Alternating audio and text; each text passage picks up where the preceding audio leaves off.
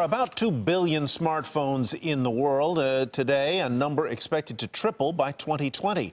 Cell phone repair has turned into a $4 billion a year industry, and that's why 3 young men in Orlando, Florida, had a feeling that something good might happen back in 2009 when they got the bright idea to fix smartphones.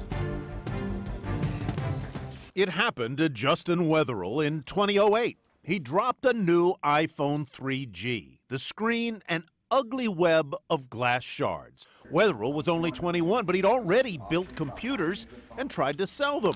So it was no surprise, really, when he took things into his own hands. I ended up trying to fix it myself and failed miserably. His friend David Reif, a mechanical engineer, warned him not to do it himself. I said, that sounds nuts, you should buy a new phone. Instead, Wetherill ordered more parts online and a bunch of broken phones.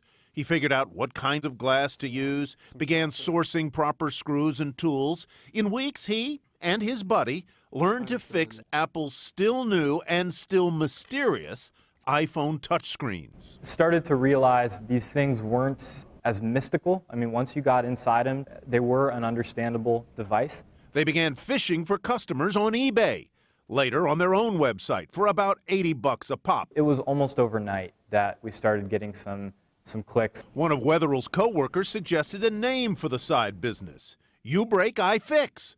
By night, they fixed phones at Wetherill's house. On his lunch hour, Wetherill met locals in person at restaurants. People treat us like we were magicians. I mean, when I went to Panera and fixed somebody's phone while they drank their iced tea, like, you'd have thought I pulled a bunny out of a hat. Wetherill's friend Eddie Trujillo was intrigued too, but he thought they could do better.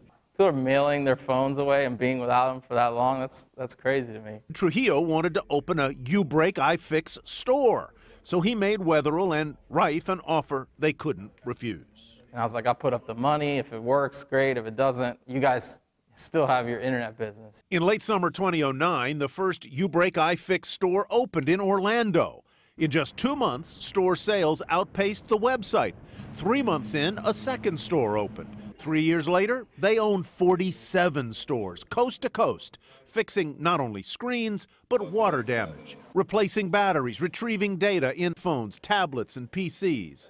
To grow faster, they decided in 2013 to begin selling the You Break, I Fix name to franchise owners. Now, there are more than 190 You Break, I Fix stores across the U.S. and Canada. I just thought it's a phenomenal growth story. Daniel Liu ought to know a good growth story. He worked on Wall Street for 30 years. Liu just opened Connecticut's first You Break, I Fix in Norwalk.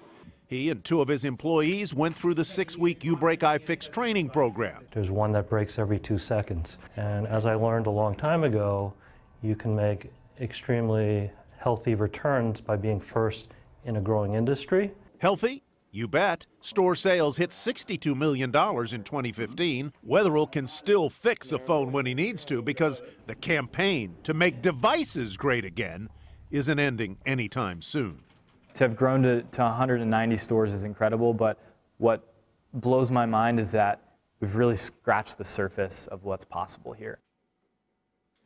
Scratched the surface. Well, intentionally said.